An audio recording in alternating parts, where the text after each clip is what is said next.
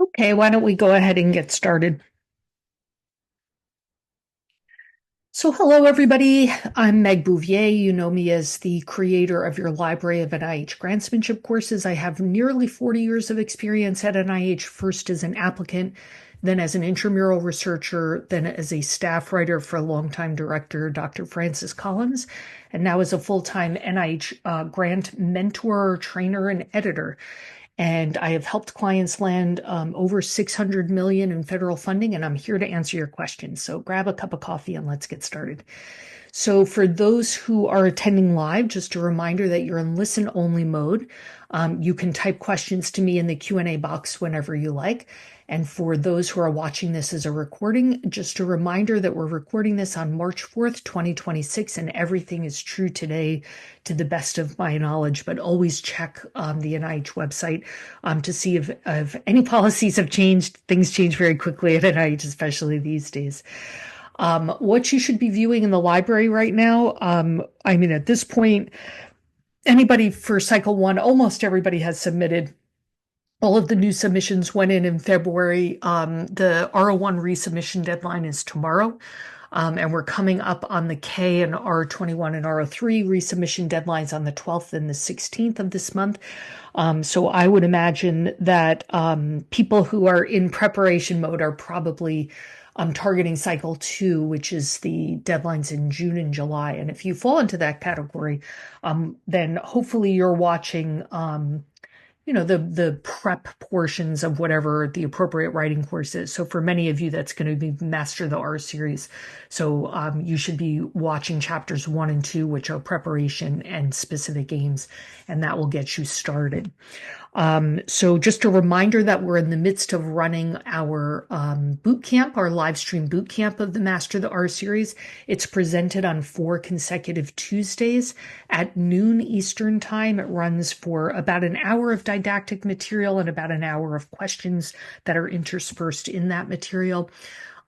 We just did the third of 4 sessions yesterday, but it's not too late to join because the recordings are on your dashboard and you can watch the recordings on your own time to catch up and join whenever you like to come and ask questions or hear other people's questions. So if that is of interest to you, I still have people signing up. I had 2 people sign up today. So please come join us. The more the merrier.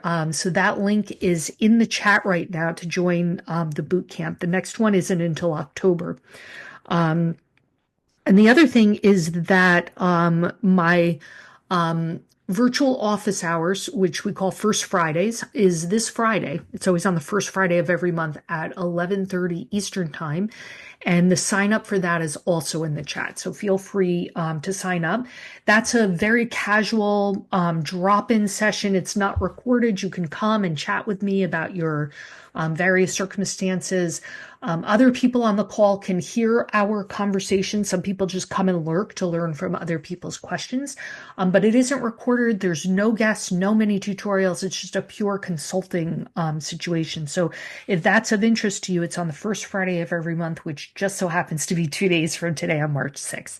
So please join us for that. And our next session for the biweekly live Q&A is on the 18th of March, 2 weeks from today. And that session will be on tips for writing the case submission. So let's talk about today's mini tutorial, which is tips for writing the human subjects form. So this is the PHS Human Subjects and Clinical Trial Information Form. I just updated this course. I recorded the update in early January. The overwhelming majority of you attending live have free access to that course on your dashboard. So if you are a human subjects researcher and that course would be useful, feel free to check that out. But because the material is at the forefront of my mind right now, I've been writing mini tutorials, and I just wrote a newsletter tip pertaining to the human subjects form. So I figured I would just come here and field questions on it. So I don't have any kind of formal presentation. I just put together a couple of talking points. I want to talk about just some general things, how to get started and where to look for certain types of information and the kinds of sections of this form where I typically see people making mistakes and how to avoid those mistakes.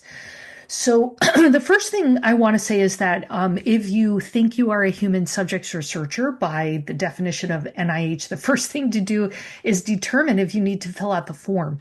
So if you meet the NIH definition of a human subjects researcher, you will have to fill out the form. And depending on which type of human subjects project, whether it's a non-clinical trial or a clinical trial, you will have to fill out different sections of the form. So the first thing is to figure out how NIH defines the kind of project you're doing.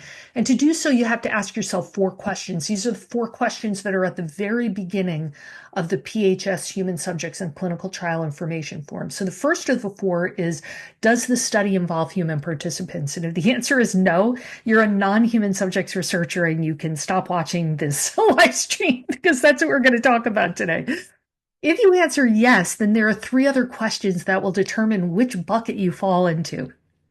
So if you answer yes to all 3, then you are an NIH-defined clinical trial project. And if you answer yes to some but not all of the next 3 questions, then you are a human subjects non-clinical trial researcher. So the other questions are the participants prospectively assigned to an intervention? Is the study designed to evaluate the effect of the intervention on the participants? And is the effect being evaluated a health-related, biomedical, or behavioral outcome? So this seems pretty straightforward, but it's surprisingly not. There's lots of gray area within this. So I often get questions from people about what if I'm working with samples and what if there's no control group? What if there's, I'm studying healthy participants and there's not a disease involved? There are many, many gray areas to determine whether it's human subjects or not, and determine whether it's human subjects non-clinical trial or clinical trial. I'm not going to go through all of those. What I am going to do is drop in the chat a really, really good website. NIH actually has a terrific website for this. So let me just hold on 1 second. I'm going to open the chat if it will let me do that. There we go. To everyone, and I will send this is my favorite website. It links to all kinds of really good flow charts and information and all of that. So part of the reason that you need to determine what kind of project you're doing, how NIH defines it, and it's not how other entities define it necessarily, is number 1, to figure out which NOFO to apply for, because most NOFOs, notice of funding opportunity at NIH, fall into clinical trial not allowed and clinical trial required versions of the NOFO. So the first thing you need to do is once you've figured out what kind of project you're doing, is figure out which NOFO to apply for. And then the other piece of it is knowing the project will help you determine how much of the form to fill out. So if you are all human subjects researchers fill out up to and including section 3.2 of the form, with 3.3 to 3.5 being optional. But I always suggest that everybody fill out 3.3 to 3.5, even though it takes a little more time. I think it's a good idea to do it. And then that's where the non-clinical trial people pause and don't do anything else. The clinical trial people fill out all of section 4, and then they'll fill out section 5 if their NOFO requires it. And we're going to talk a little bit about what is contained in those sections. But for now, I just want to make sure that you understand you have to, right from the get-go, figure out what kind of project you're doing. And there are case studies on the NIH website for gray areas. You can also talk it over with your program officer to see what kind of project they think you're doing, because you really can't proceed until you know what kind of project you're doing. The second thing you want to do is make sure you are figuring out what resources are available to you on your campus. So often I find that applicants, especially people who are new to filling out this form, are like a deer in the headlights. They don't know how to proceed, and they're trying to kind of slog their way through on their own. And I always suggest that you start by going to your pre-award support office to see what resources are available. And by resources, for example, there are often clinical trial support offices on your campus. Sometimes those are funded through like a CTSA, Clinical and Translational Science Award grant on your campus. And the whole mission of that office is to facilitate your success on a human subjects project. So this is one of the main objectives of a CTSA is to stimulate human subjects in clinical trial research on their campus. So they usually have some sort of support office for people who are doing human subjects projects, and particularly clinical trial projects. So you could just kind of plug yourself into their resources and get help from them. But even if you don't have that available to you, often your pre-award support office can provide some assistance. Sometimes they have checklists of information for you to gather. If you're somebody who is going to need to get IRB approval, sometimes the IRB office can provide support. Or if you've already applied for IRB, sometimes the information in the application can be a good starting point for some of the narrative sections that are requested in the human subjects form. So after you figure out what kind of project you're doing and you're certain of it, the next step is to figure out what resources are available on your campus. The third step is to identify the best set of NIH instructions, because I find that there are all kinds of places on the NIH website that provide instructions for all kinds of things. And as you know, typically I'm a huge fan of the NIAID website for providing guidance.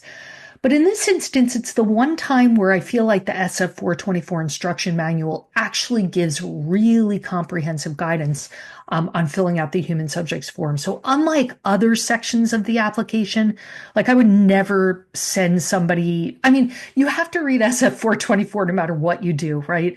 But it's not going to provide comprehensive guidance, for example, when you're writing your aims page or, your significance section or even your approach section.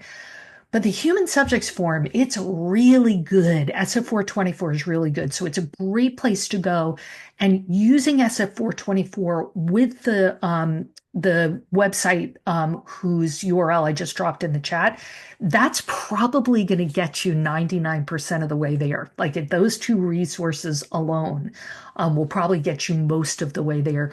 Of course, you also have to look at your NOFO, because often there are specific instructions in your notice of funding opportunity. And remember that the instructions in the NOFO supersede SF 424. So that, whenever they contradict each other, go with what's in the NOFO.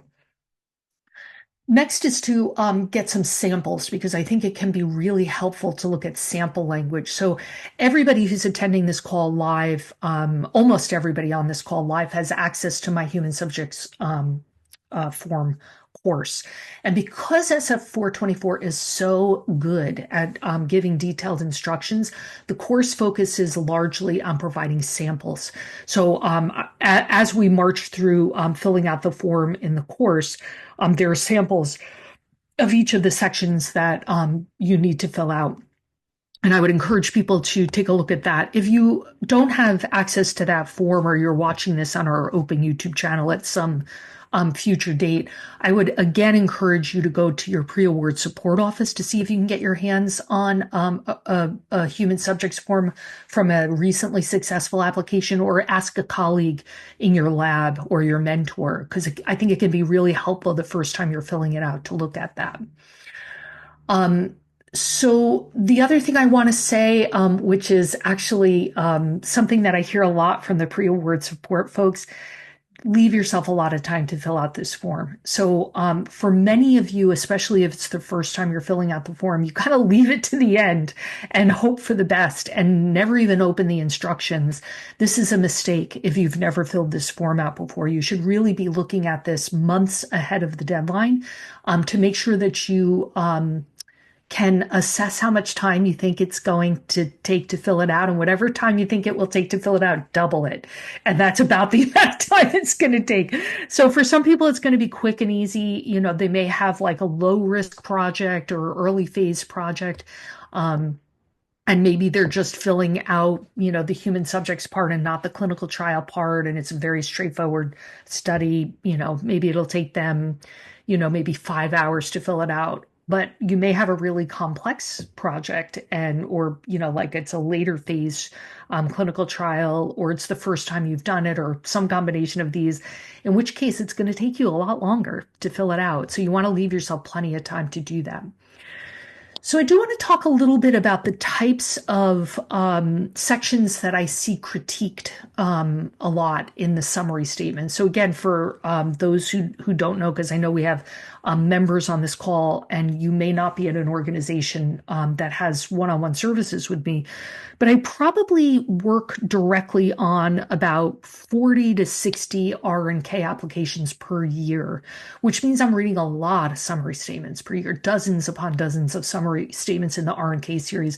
And that goes across the country. It goes across mechanisms and NOFOs and across study sections. So it gives me kind of like a broad view on the kinds of things that will trigger criticisms from reviewers.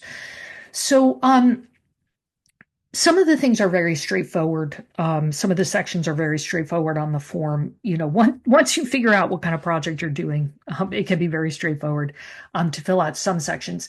But the things that I see being targets for criticism, for example, are the recruitment and retention section is often a big target for criticism. And part of the reason for this, there are many sections, but I'm going to start with this one. The reason is that a lot of clinical trials fail at the recruitment stage. It's very expensive to set up a clinical trial and recruit into it. And if you're not successful at recruiting, the project fails. And the few times over the decades that I have worked in and around NIH where I have seen funding rescinded, it's always been because of a clinical trial that failed to recruit adequately. They didn't hit their recruitment targets. So I think there's a lot of sensitivity around making sure that at the application phase that the team is laying out an appropriate recruitment strategy. And what that means is you have to do more than say, well, we went into REDCap to see how many subjects we have that fit our eligibility criteria, and this is the number that's in there. End of story. We shouldn't have any problem recruiting. That's problematic because there are all kinds of problems that you might encounter along the way. So, for example, if you're counting on care providers to recruit, they might be unable or unwilling to do that. Have you considered whether the recruitment process is going to interfere with the clinical workflow in a way that would disincentivize a care provider from helping with recruitment? How are you going to train the care providers? Usually you want to include a letter of support from a care provider or a department chair in that clinical department saying that they support this process. And hopefully a care provider participated in developing the recruitment and retention strategy, and they've given it their blessing to it and said, yeah, this isn't going to pose a problem for us. We're going to be able to do this without any problem. You have to convince reviewers that you're going to be able to train the people who are doing the recruitment adequately. You have to show that if you're at a large place, that there aren't other open trials, even open NIH trials that are competing for the same population, because that could cause problems in terms of recruitment. And then there are all the issues that people do a better job, I think, of addressing, such as what are the problems that might prevent a person from agreeing to participate or staying in?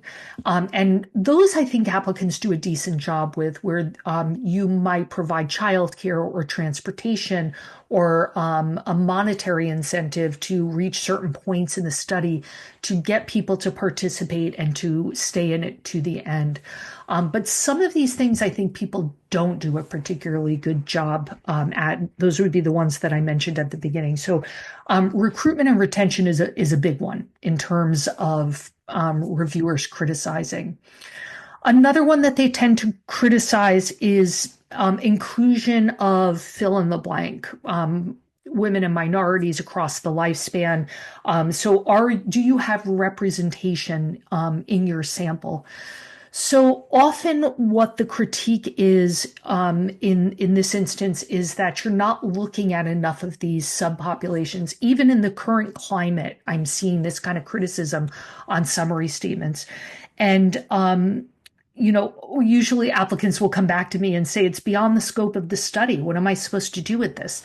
There are a couple of ways to handle that. You could say, we know that it is important to look at differences among these subpopulations, different ages, different genders, different race, ethnicity.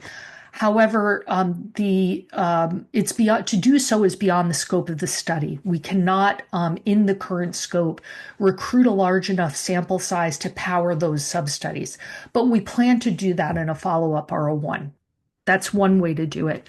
Another way to do it, and you can put that in a potential problem section and in a future direction section and in the human subjects form, so that you assure reviewers, yes, I know it's important. I plan to do it. I don't have the budget to do it on this iteration of the project. It's out of scope. So we will, in a follow-up R01, we will recruit a large enough sample size to power those sub-studies. Another way that you can do it is through an exploratory aim in the current project, where you gather enough data to develop hypotheses to explore in the follow-up R01, because you know that you don't have, again, a large enough sample size to power the sub-studies. So you're just going to look at trends in the data in an exploratory final aim that will then be hypothesis generating in the follow-up R01. So that's the typical criticism I see in the inclusion of sections of Section 2, and how I typically help people address it. The third thing where I often see problems is in the DSMP versus a DSMB. So data and safety monitoring plan versus board. So what's the difference between a plan and a board? A plan is kind of a lower level kind of situation where you don't actually have an advisory board or advisory committee. You just write a plan up that the team, and particularly the PIs, are going to work from. That is appropriate to do if it is a low risk project or like a phase 1 trial. Once the risk increases, the risk to the participants increases, and or you're beyond a phase 1 trial, you really need to think about using a data and safety monitoring board, where you actually have a board that advises the team, and particularly the PIs, about issues pertaining to safety, and you write up a whole plan about reporting adverse events and that kind of thing. If you are in doubt at all, because there is a gray area here, what if it's moderate risk in phase 2 trial? What do I do? Do I do a plan or a board? When in doubt, do a board. I know it's a pain in the butt. I know it's more work, but your reviewers are probably going to seize on that as a problem. So when in doubt, do a board instead of a plan for Section 3. And then the fourth and final thing where I often see problems is in the protection of human subjects section in Section 3 itself. So this is kind of the directions in SF 424 lay out the headers for you to address the risk to participants. And if you're doing a very low risk project, this can be a fairly short document. It could be like 2 pages. The problem comes in as the risk to participants increases. And what I find is that reviewers often feel you have not adequately addressed these criteria. I have never in my entire career seen a reviewer say, you gave too much information in this section. So feel free to give lots of information. I once worked on a project many years ago where the person was exercising on these really fragile patients who had stage 4 lung cancer. It was like a really high risk project in participants. And she wrote a 28-page section for the human subjects, the protection of human subjects. And it was a masterpiece of like detail. And the reviewers were just like, oh, yes, that's beautiful, fantastic. And they allowed it, even though I was like, wow, is this ever going to pass like their review?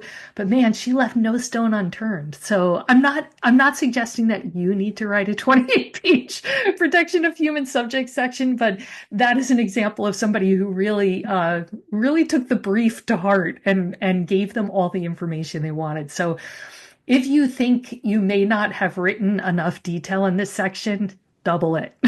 So you can't give enough detail in that section. It's often the criticism is typically you didn't give us enough information to assuage our concerns about this being adequate. Okay, so we're going to pause there and take some questions on the topic of human subjects form. Okay, there's one question at the beginning that's unrelated to the mini tutorial, so I'm going to hold on that for a second. The second one, can you talk about the difference data and safety monitoring plan and data management plan? Yeah, so data management plan, these are both pretty formulaic sections. And if I'm not mistaken, the data management plan just changed again. I think that one just changed. I thought there was something, I think we're about to release something on that. Where the data management plan changed. So I'm probably gonna have trouble pulling that up. But I think NIH just released something about that being different going forward. That there are gonna be fewer requirements on it. Let's see if I can pull up that text really quickly because I just worked on that for a newsletter. Let's see. If I can't find it quickly, we'll just move on. Oh, here it is. Data management and sharing plan. So, okay. I'm going to put the notice in the chat for this, and I'm going to screen share it. So, Jared, this is in response to your question. Okay. Here's the URL for the notice in the chat, and let me screen share this notice. Okay, I don't know if, can people see that? Let me zoom in a little bit.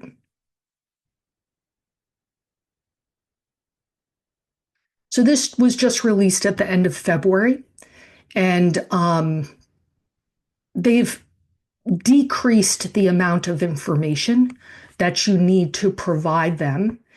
And I can tell you, let me stop the share and pull up the information that we wrote up for our newsletter. Here it is. So effective for applications submitted on or after May 25th, NIH will have a simplified data management and sharing plan. While the current DMSP consists of 12 items that require response, the proposed DMSP, which will roll out for the cycle 2, is much more concise, consisting of 7 items instead of 12. The majority of the items require yes/no answers. The 2 items requiring longer responses are limited to 100 and 200 words, respectively. So let me see, there's a draft here of what they... Yeah, so this is here's the draft of what they're going to want you to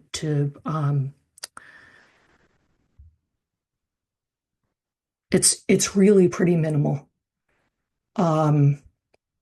Will there be maximum appropriate sharing of scientific data with the scientific data? It's about sharing, essentially. This is about data sharing and your release of the information to the public. Okay, so that is the data management and sharing plan. Okay. Conversely, the DSMB, and I have my talk open, so I could probably pull up the information on that pretty quickly. That has to do with safety of guaranteeing the safety of the participants of a study. Let's see,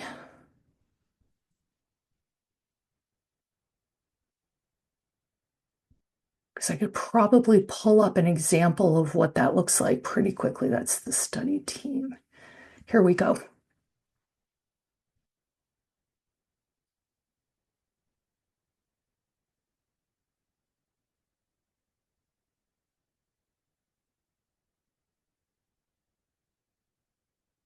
Okay, I don't know, what are you seeing? Are you seeing my, you know what? I'm not gonna do the presentation mode. I'm just gonna, because I'm not sure, I have so many screens open right now. I'm not sure which one people are seeing. So I'm just gonna do the presentation mode. I think people can see that now. Um, anyway, it's the Data and Safety Monitoring Board. Hold on, there's getting information in the chat. We can see it. Great. Okay. So the Data and Safety Monitoring Board, this is what their functions are. They oversee data quality and subject safety, review protocols and monitor results, review interim data analyses, who appoints the members. This is what you need to include who the members are, when it's formed, reporting. This has to do with safety, not dissemination. That's the key difference between the two. So, and here I have, as this is an NIH defined phase 3 clinical trial, separate DSMB is required if unforeseen adverse events occur, blah, blah. It has to do with making sure that the subjects are going to be safe. And then here's the language that I use if it's not really required. Although a separate DSMB is not required, we believe it would be beneficial and we plan to create one. And then you go on to talk about adverse events. So DSMP and DSMB have to do, that's in the human subjects form. It's section 3.3 and 4 of the human subjects form. And it has to do with the safety of individuals. And these are the kinds of things that you're going to include in it. The data plan, the dissemination plan, has to do with releasing information to the public. And as luck would have it, there was just a notice on that about requiring less information. So I hope that is helpful. Does anybody else have questions about the human subjects form? I did just write a newsletter tip on it, and I'll tell you what it is just really briefly. It has to do, another question that I often get is, how many study records do I fill out? So often applicants will tell me, I can see many ways to group my studies. I can do it by intervention. I could do it by aim. Like how many study records am I supposed to fill out? And what it hinges on is whether or not you're using the same cohort and the same protocols. So any part of the project that is an NIH-defined human subject project that uses the same cohort and the same protocols is grouped in a single study record. So that might span aims, it might span different experiments or interventions. As long as it's the same protocol and the same cohort, it's a single study record. If they use a different cohort or different protocol, then it's separate study records. Once you have more than one study record, there are certain things you need to keep in mind. One is you don't want to number them. You want to give them names that make sense. So, like I think the example I used in the newsletter tip was statin intervention trial. It should be called something like that rather than like study record 1.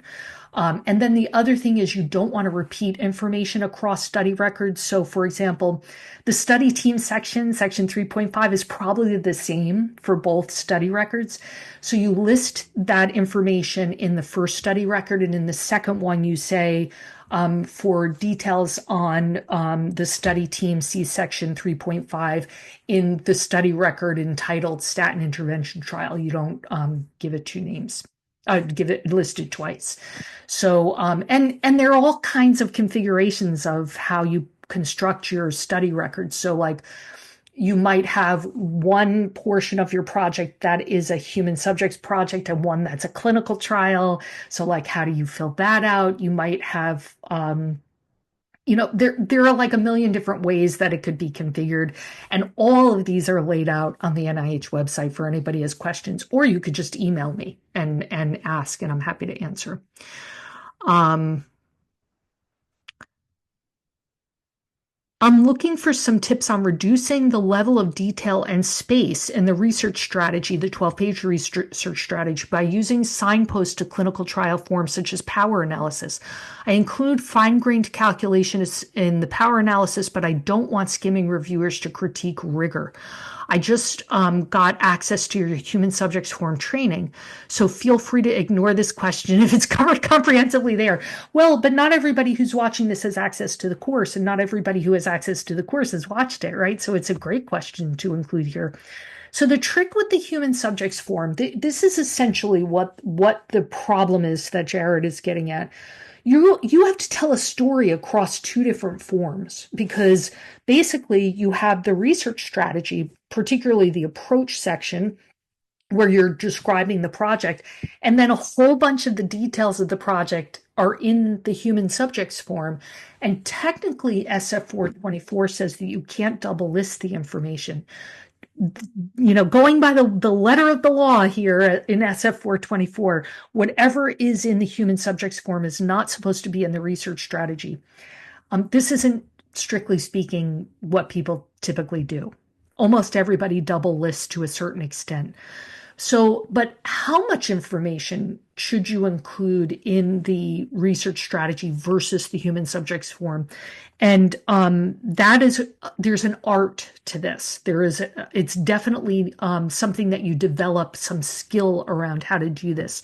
So I'll give you an example that I use in the course. So in the recruitment and retention section of the research strategy, instead of exhaustively listing all of the details of your recruitment and retention, I would put all the details in section 2 of the human subjects form under recruitment and retention.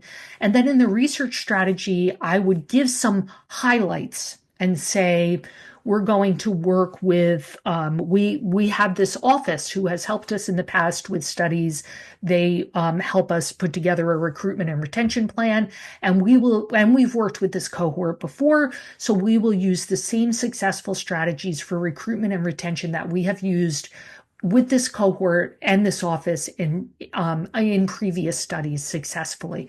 And then in parentheses, say, for details of recruitment and retention, see section 2 of the human subjects form. So in this case, Jared is talking about the power analysis. And it's a tricky thing, and it's a judgment call.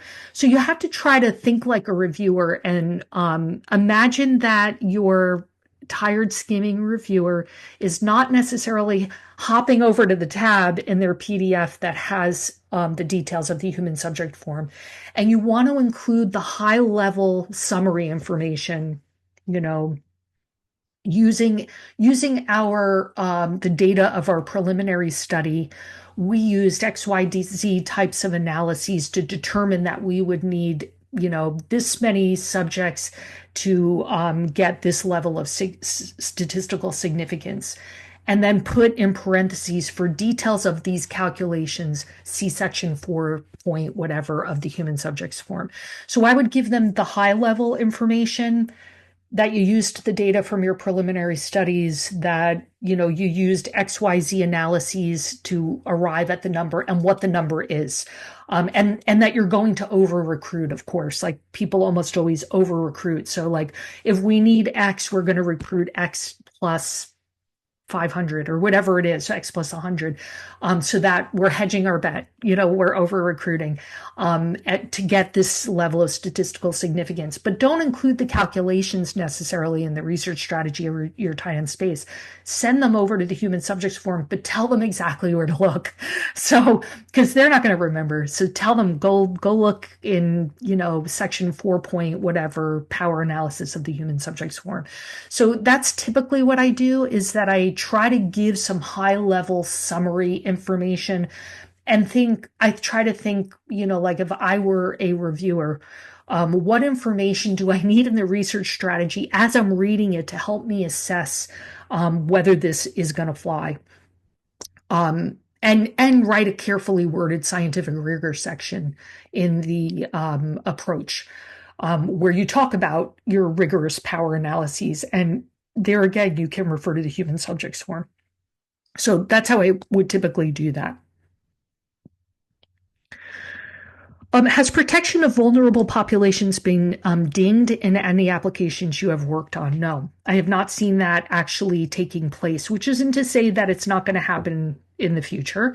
But I would not call them vulnerable or underserved populations. The way that I've been framing that with my clients is to say that these are populations that are disproportionately affected by disease X, and therefore they incur a higher disease burden both to themselves and their family members and society in terms of lost work days, higher insurance expenses, particularly for government funded insurance and CMS and that kind of thing. And then talk about how it's beneficial to society to reduce the disease burden and cost for the people who are disproportionately affected by whatever it is, rather than talking about them being vulnerable or underserved. Oh, this person is saying I meant children, prisoners, etc. I have not seen that be a problem. I have limited data points on that. So it's not like, of the applications I've seen, a handful, I don't think I've done any on prisoners, and a handful have looked at children. And I have not seen those get dinged for that. No. So. But even there, for example, I worked recently on an application that was looking at BMI in children and how there's like a window of opportunity to intervene. I can't give you the details of it, but basically it was saying, like obesity and the concomitant comorbidities, cardiovascular disease, type 2 diabetes, et cetera, represent a staggering disease burden in adults to society in general.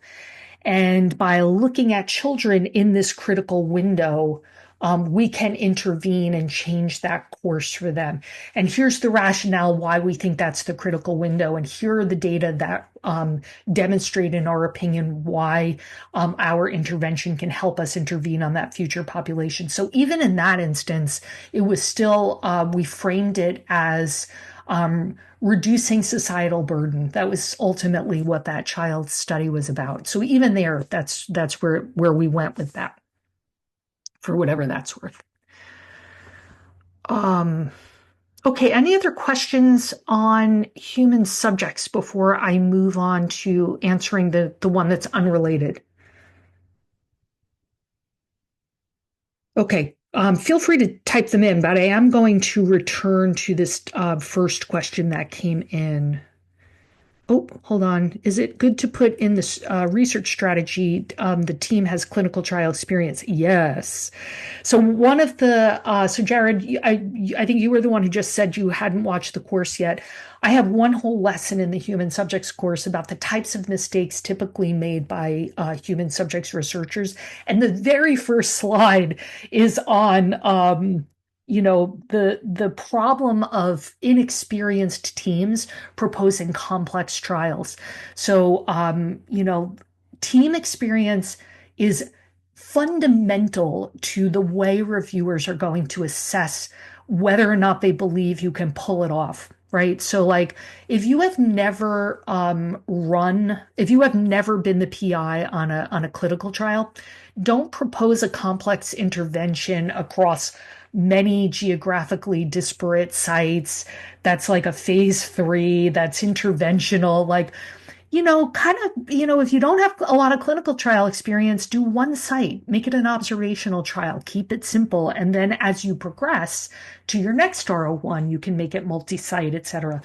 The one exception to this is if you have, your experience doesn't necessarily have to be at NIH. I've had people who have, lots of clinical trial experience in industry or through other agencies, funded through other agencies. And that can fly. You could propose a complex study design as a first R01 if you have that experience. But oh my God, yes, your team, you have to absolutely show the experience of your team. So, and even if the PI is it's their first trial, somebody on the team should have clinical trial experience to help mentor them, maybe a more senior person who's a co-I. So, yeah, definitely talk about the clinical trial experience of the team. Okay, so returning to this question that is not related to the mini tutorial. I have two R21s that were recently reviewed, and I received summary statements for both. They were both scored as competitive, not discussed. There was a that so basically for those who don't know, temporarily NIH, while they're dealing with the backlog of applications that was created by the most recent government shutdown, instead of discussing the top half, they're discussing the top one third of applications, and the middle third is being called competitive, not discussed. And then the bottom third is not competitive, not discussed. So this person had two R21s that fell into that middle third, competitive, not discussed. There was a footnote at the bottom of both stating that they were being considered for funding and that this note superseded the previous comment at the top of the summary statement stating that competitive not discussed was highly unlikely to be funded. Can you help interpret? Also, I am planning to resubmit both if needed for the July cycle, and the council meeting for both is April 6th. Would you recommend waiting until after the council meeting to dive into these revisions? So your guess is as good as mine as to why that footnote is there. But if it were me, I would start working on the revisions for both of these. I think if it is in that middle third, it is unlikely to be picked up for funding.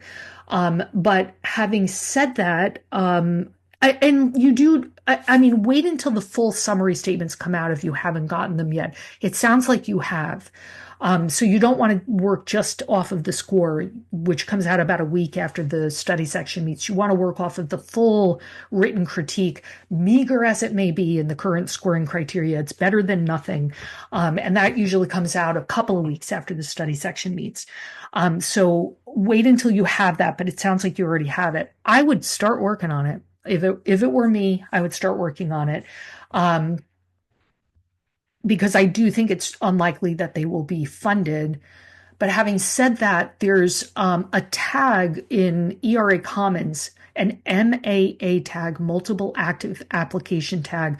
So you can put in a resubmission, and if the resubmission scores worse and the institute decides to go back to your original submission and pick it up for funding, they can. So it's a way of helping people hedge their bet in case their resubmission fares worse than the original submission.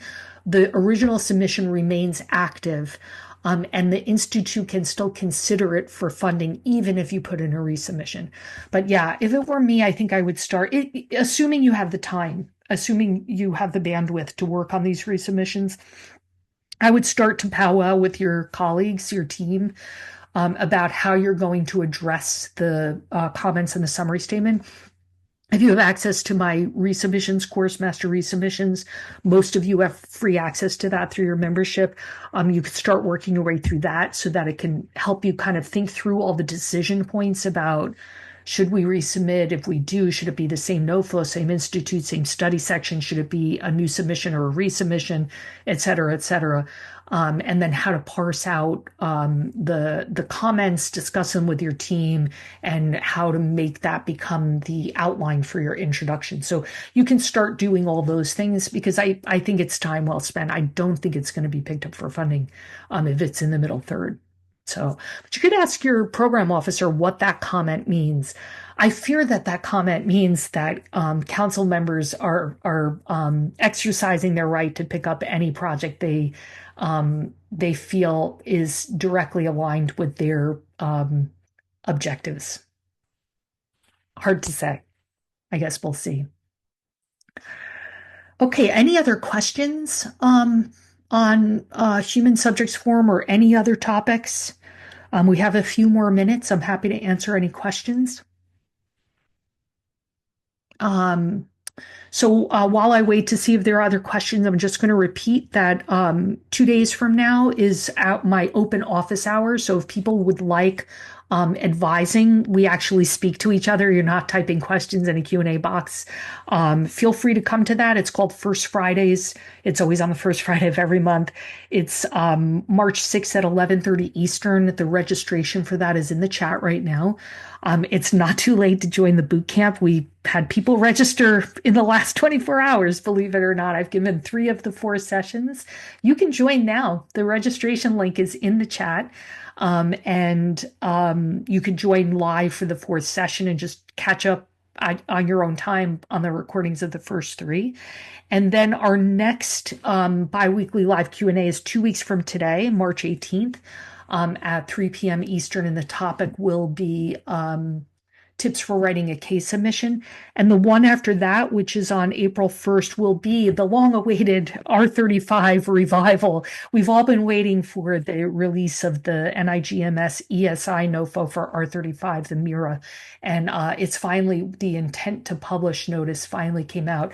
So we're dusting off we do a lot of mini tutorials and blog posts and newsletter tips on R35 because for whatever reason, we just get inundated with questions about it.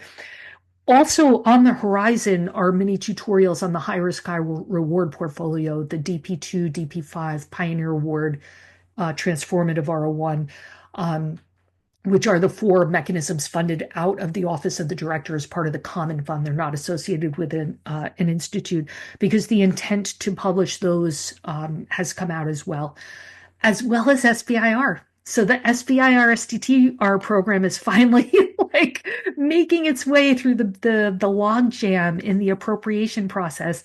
So I have a wonderful SBIR person who's going to be doing a multi-part mini tutorial beginning this summer. She's going to come for a few sessions in the summer, a few in the fall, and then another one in February. Not just because of things she'll talk about with SBIR. She's had a lot of success in that mechanism, but also because she is she's a young person who's using AI to search the reporter website in really creative and interesting ways that I think would be relevant to R&K applicants as well. And I'm just really excited to have her on. So we've got some good tutorials coming up for people. And of course, many pure Q&A sessions, and an R15 mini tutorial for those who have been asking for it. Okay, I have one more question. Okay to report enrollment as cumulative rather than planned for pre-enrolled human subjects. I think you can update that after the award, if I remember. Let me just scroll back to that because I don't usually fill this part out. So yeah, so this is section 2.8 and 2.9 inclusion enrollment reports. So there is a planned section and an actual section. So you can here I'll just screen share again since I have it right up on my screen, and I'm not going to attempt to get right the presentation mode, but hopefully you can see this. So you can put the planned numbers in that table, and then the actuals would just be 0 for now because you don't know what they are at the moment. So, and again, this is for sections 2.8 and 2.9 of the inclusion enrollment. So I hope that's helpful.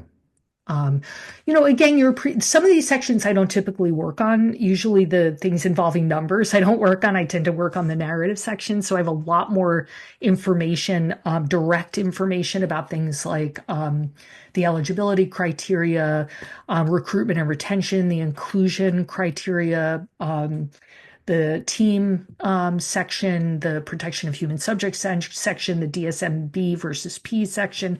Anything that's narrative are the sections that I typically work on. So I don't have a lot of information to give you for the numerical sections, but I bet your pre-award support office could also help with that. So, Okay, so I think we're going to wrap it up. Thank you all for coming. I hope to see some of you on Friday at my open office hours, and I'm sure I'll see some of you, some of these names next Tuesday at our last session of the four-part Master the R Series bootcamp. And in 2 weeks, I'll see some of you for the mini tutorial on the case submission. So I wish you all the very best of luck. I think we're all enjoying some of the good news coming out of NIH lately about the budget.